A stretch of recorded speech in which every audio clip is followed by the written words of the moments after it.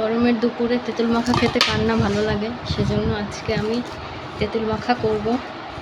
নিয়ে নিলাম তেঁতুল, মরিচ, লবণ, একটু লেবু পাতা, চিনি, মরিচের গুঁড়ো, এগুলো সব একসাথে মিশিয়ে ভালো মতো তেঁতুলটা মাখিয়ে নেব।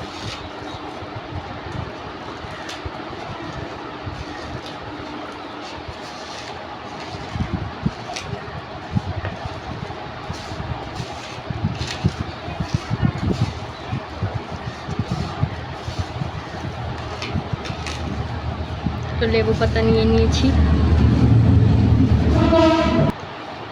এই যে আমার তেঁতুল মাখা হয়ে গেছে, আমার তেঁতুল মাখার ফাইনাল লুক।